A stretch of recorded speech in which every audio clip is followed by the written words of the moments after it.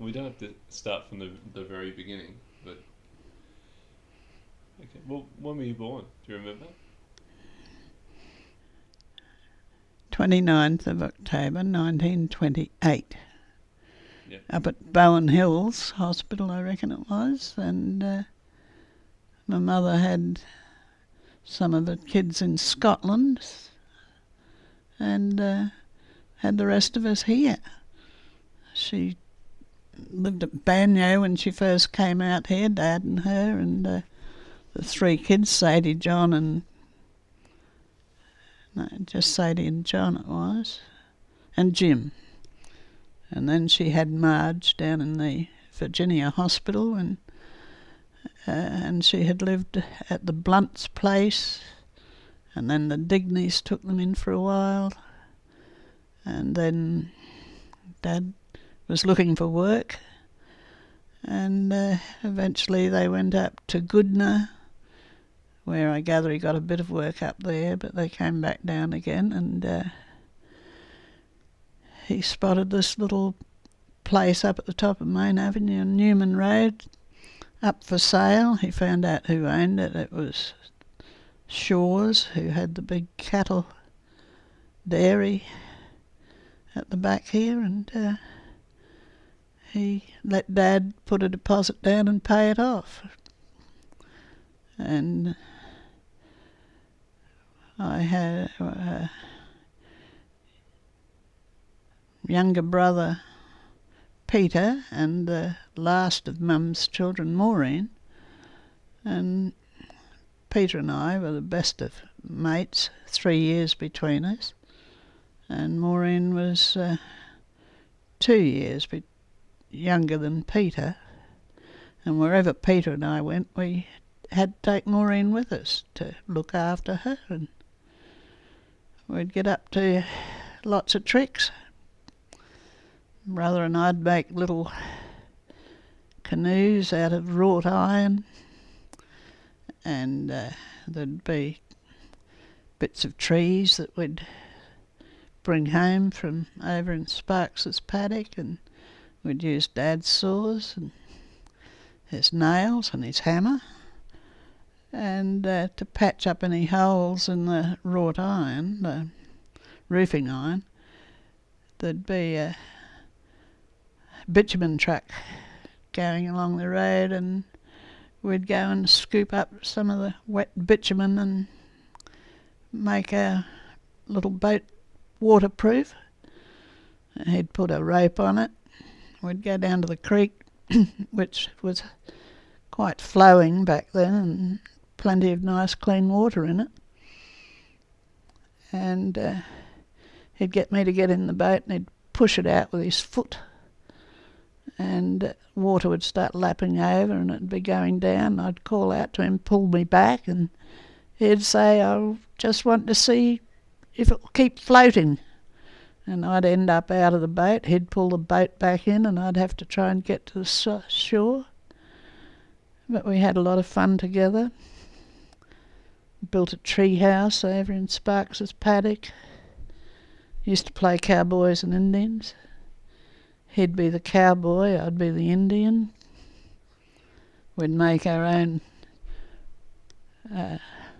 arrows out of pieces of the trees and put feathers on the end of them, and I had a handful of them in my hand, and we were running opposite ways around the house, and we met just outside Mum's laundry door, and he had his mouth open and we collided, and one of the arrows at least went down and pierced his tonsil, and blood was squirting everywhere. Mum came tearing down and said, put that rubbish, that wood in the fire. And Peter spat out the blood and said, run for your life over to the paddock and hide them after all the work it took us to get those arrows made. So Mum's yelling at me, burn them, and I took off over the road and over the paddock and hid them. I think Peter went to hospital, and they treated his throat, and he lived, of course. And we used to climb trees and check the nests and take one egg out of every nest that we found, and we'd prick each end with a pin and blow them and sit them in sawdust. And we had many boxes of different eggs. And we would use the bow and arrows. We'd even get an occasional crow, or yes, crows, starlings and sparrows. We'd kill them with slingshots, and you pull their heads off, put them in methylated spirits, and eventually get Mum or someone to take them in, or take me in with her to the town when she'd be going in to collect her Dad's pension from Scotland. Used to arrive fortnightly at the post office in the valley, and we'd go uptown, and I'd nip into the town hall, and I'd get paid 2 shillings for a crow's head, a shilling for a starling, and 6pence for the sparrows. And they'd thank me, and say, keep up the good work. These days, if you do it, you'd get put in jail for it. You're not allowed to destroy the crows or the starlings or the sparrows. But, there was many a funny thing would happen to us as we'd be swimming in the creek, or go get a little bit of meat off the bones where Mum was going to make a soup. We'd ask her to cut a little few pieces. We'd tie a piece of cotton on them, and strong cotton, and we'd catch eels, and then we'd race to the ant heap at the side of the creek and toss the eel on, and the ants, they were meat eaters, whatever sort of ants they were, and the eel would wriggle and throw itself around. And then we found our farmer friend across the road, Fred Pye. He found out what we were doing, and he said, every eel you catch, bring it to me and I'll give you 2 bob for it. So turns out he loved them. I don't know if he roasted them or boiled them, but yes, he loved them. And there was a man up in Bilson Road. I used to remember his name, I can't remember it now. He owned most of this side of Bilson Road, had a beautiful big home there.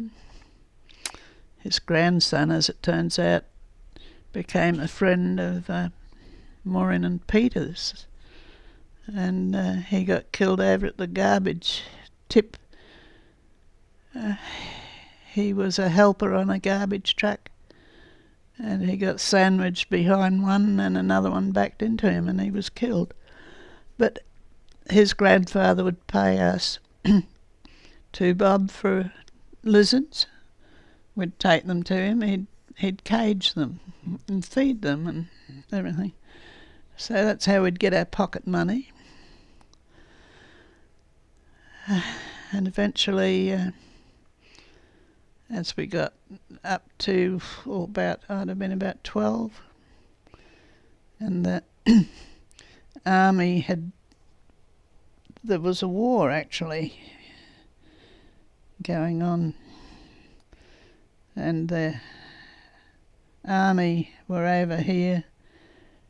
We had the Australian Army, and they'd come and dig in under my mum's house, and they'd have guns with heaps of bullets that would go bang, bang, bang, bang, bang, and the shells would shoot out behind them, and it'd be hot days, and they'd give us money to go to a shop and get them some soft drinks, and the nearest shop was up on Sandgate Road, and we'd either cycle up with bags on our bikes or backs and buy them their drinks, and they wouldn't take change from the bottles, and when they'd leave each day, they'd leave the empty bottles there, so Peter and I'd pick them up and ride up to the shop and get the money on them.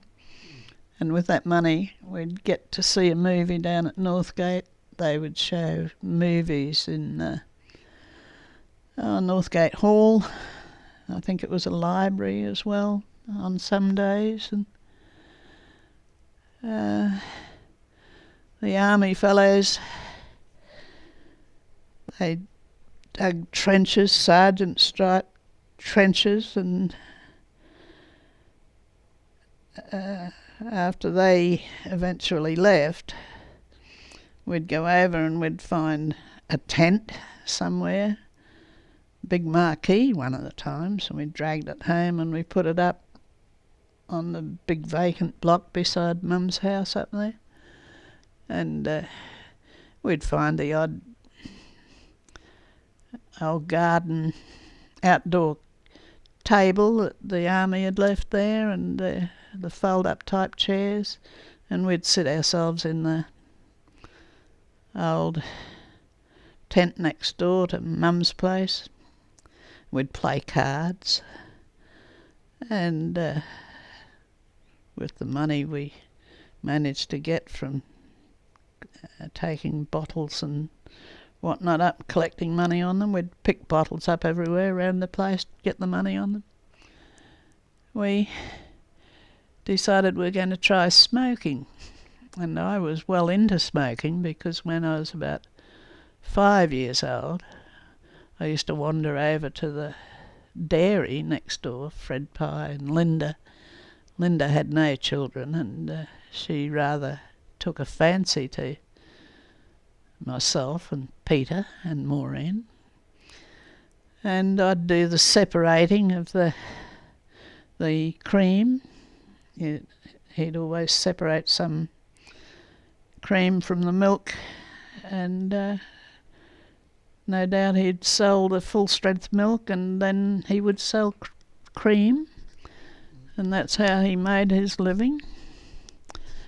And there was a fellow called Ivan Jones over there. They were all cowhands, and they were smokers. And I said to them, "What happens when you draw that into your mouth?" And Ivan said, "Do you want to try one?" So he rolled me one, and I took a puff on it and coughed and kept persisting until I found, I didn't cough at all. And I got a liking for the things, and I'd get them to roll me one. And my biggest mistake was going up into the barn where there'd be big tied up dried fodder for them, chaff and whatnot for the cattle. When there wasn't much grass around, they'd get fed, and probably got a bit of that when they were being milked. And I got right up in the very top, and Fred Pye had been down in his cornfield, and as he was coming back he spotted smoke coming up from the top of his barn. Well, he raced up and in,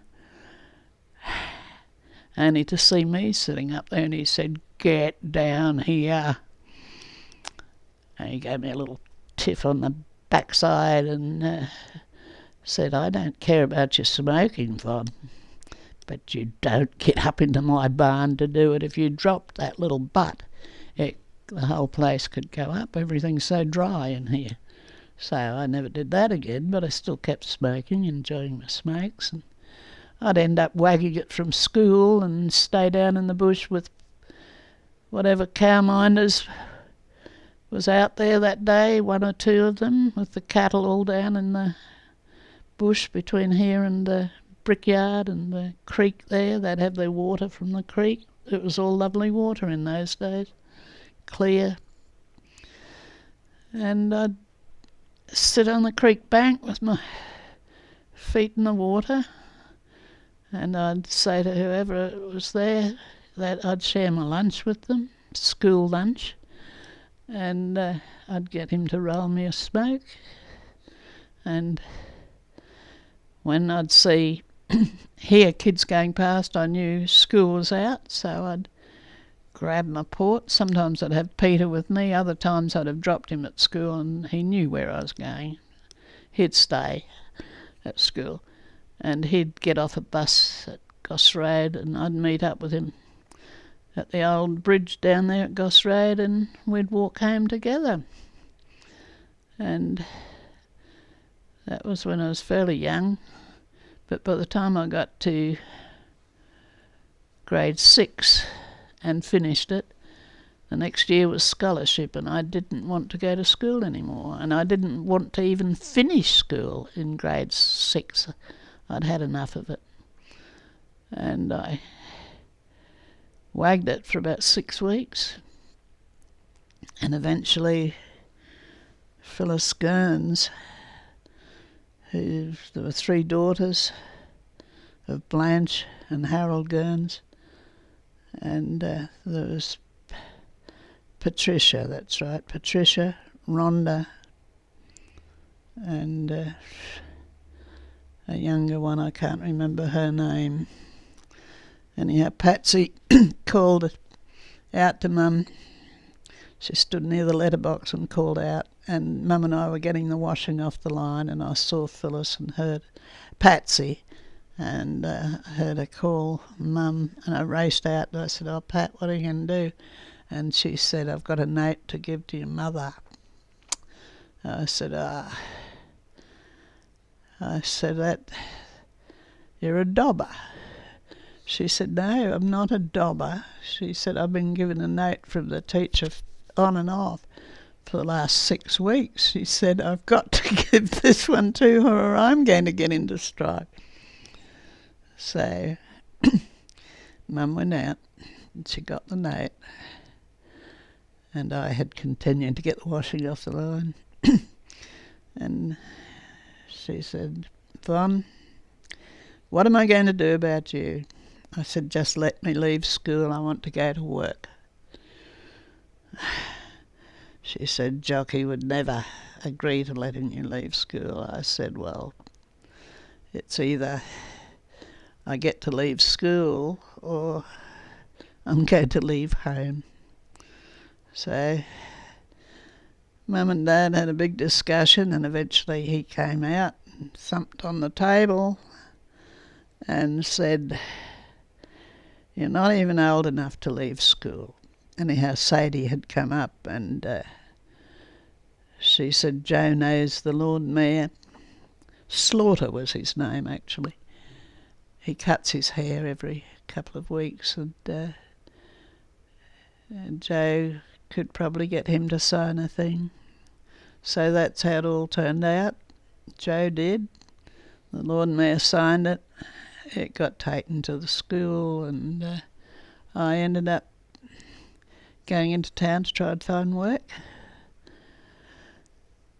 The first one I got was someone that Marge knew, and it was learning to make bras. And my mother had taught me how to use a sewing machine, but these were very fancy bras. But for the time being, I only had to sweep up all the rubbish around the place. And there was one time I wouldn't sweep up. It turned out to be a modess, and a very bloody modess, and I got the cuttings from around it and left it there, and the woman who owned the place was my boss. She came through and said, "Sweep that up, get it on the pan." I said, "I won't, I'm not going near that." And we had a bit of an argument, and I said, "That's it, you can have your job." And when I got home, Marge said, "How was work today?" I said, "Not too good." I said, "Whatever I've worked, I haven't even got paid for it because I told her I wasn't coming back." And Marge says, "Well, that's not fair. I'll go in and make sure you get your money." "But why?" And I told her, and Marge said, "Oh, I'll certainly go in and see her." And Marge got right up her and told her she couldn't understand how any woman could do something like that. instead of wrapping it up and putting it in a garbage bag or something. Why leave it lie around the floor where other women are working? So I was without work for a while, not long, and I went past this place in the valley. It was virtually opposite the Valley railway station, somewhere there, Freedmans, and near the post office. And they had vacancies, wanting machinists, so I went in to have a try at that, and they put me on a 2 weeks trial, and after a few days I was told I had the job permanently. And Gwen was my helper, and she taught me how to sew the trousers and the shorts and everything, and I quite liked that. And there was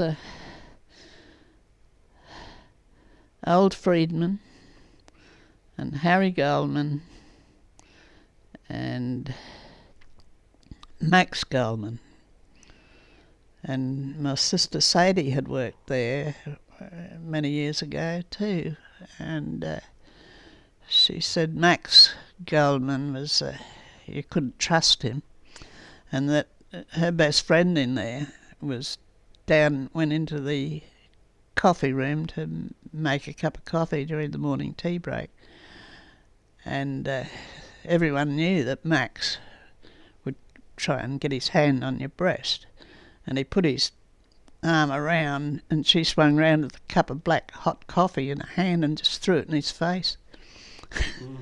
And the hell of a noise, Sadie said, came from the morning tea room, and Max went flying out holding his hands over his face, and Harry Goldman went down, and the woman who had done it was crying because she got splashed a bit with the coffee too.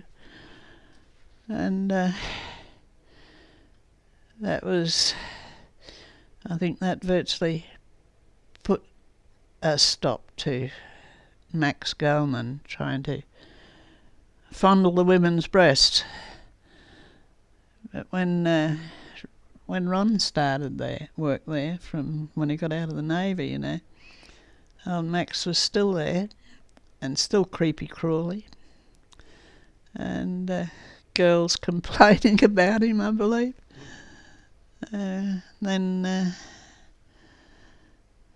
when I had started there, and Sadie had warned me about Max Goldman, so I was never friendly to him at all. He never bothered me.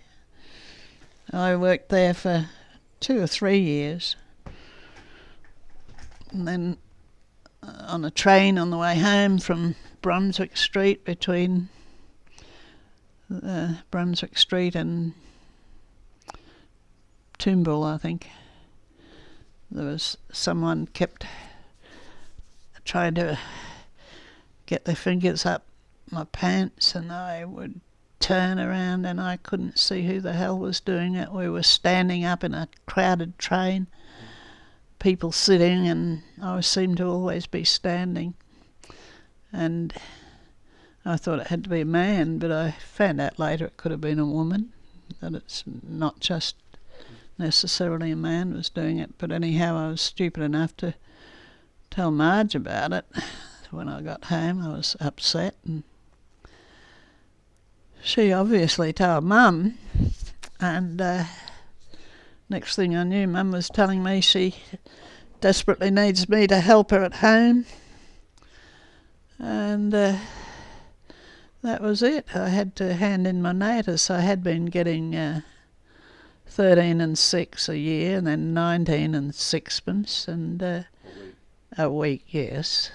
And for the third year, he wanted me to, when I tried to give notice, they didn't want me to leave. They said I was a good little worker, and they'd give me nearly £4, and I said, it's just my mother's health is failing, as she's ageing, and I've got to stay home, so I eventually left. And I didn't get another job until I was nearly 19. And I was out cycling along, borrowed my brother's bike. I was probably cycling along Gympie Road going to visit Sadie up Rady Road, and I saw machinist wanted, and it was Box And Beck. They were in a shop in Gympie Road at the time. Just up from Argo's, they were cyclists across the road. They made cycles there. And I was put on a 3 weeks trial there, sewing belts and straps for shoes and thongs and sandals and so forth. And after 2 days, Arthur Box came and patted me on the shoulder and said, "You've got a permanent job here." So that was good. And and I was getting good money, so I got Maureen a job there with me, my sister Maureen, and I had saved up enough money that I went across to Argo's and bought a bike for Maureen. Well, I had her come with me and pick the bike. And I bought one for Mary. I bought one for myself. This was over a period of time, paying them off each week with my pay. I'd drop in and pay money off the bikes. I got one for my cousin Philip, and it was a beauty, and he loved it. But within a week or a fortnight, he and the bike disappeared. He was living up at Marge's or Mum's at the time. And he got back again. He'd been down to Newcastle and he'd sold the bike to get the fare to go down there, so I never got him another one. So when did you do the childcare, like the nanny? Oh, right, that was before... that would have been, yes, must have been nearly 16. I never ever thought of that as a job, John. It was slavery. Out at Greenslopes, Mary used to help out people who had a lot of children and needed help. Mary would find a way of making life easier for them. And she suggested to Mum that maybe I could go out and help this family out. Gary Dunlop, and his wife's name before she married Gary was the same name as his family. They owned the Maxim cheese factory, and the husband he'd had infantile paralysis and was a cripple and wheeled himself around in a wheelchair. And they had three children, and a girl, a boy, and a baby girl. And I had to oversee their practicing music. I had to polish their shoes, lay their uniforms out for school the afternoon before, and if I had time to get home for a weekend, I'd ask if I could have the weekend off to go home. I had a boyfriend at the time, Frank Scriven, and he'd come over and visit me just about fortnightly, and he'd come and bring me home, but I was only allowed to go for the Saturday night and be back there by Sunday night. There was a fellow who worked there, the yardman, Ernie. I can't remember his full name either, but he used to do the mend the gigs for the Albion Park trotting, Sykes. the gigs. Was it any Sykes? I can't remember now. But anyhow, yes, there was a lady there. I think her surname was Johns. I can't remember her first name now. That she had a dwelling downstairs under the house, a lovely little bedroom and lounge room and bathroom down there. And there was an entertainment room that we could sit in. There was a TV there and a thing we could play records on. And if we had our boyfriends with us, we would go down and entertain there. But John's, whatever her name was, she had a boyfriend. He was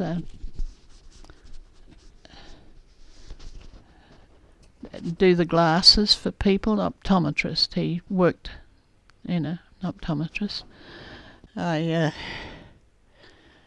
decided one night I wanted to go and see a movie that was on at the I think it was a palace of some sort it was called, out at Greenslopes. I probably had to walk a distance, and on the way in I got the door prize, the ticket, got called out, and I was asked what was the name of the boat that brought the cricket team or football team over from England to play some games here, a competition thing. And I didn't have a clue.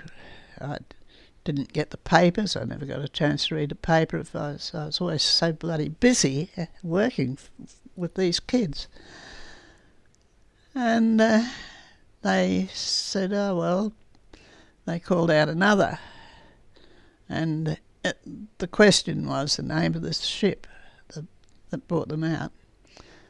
And I was told, anyhow, the Indomitable. And I have remembered that name ever since, because it was worth £10 at the time. And that was a lot of money, and I missed out on it. Yep. Is that enough?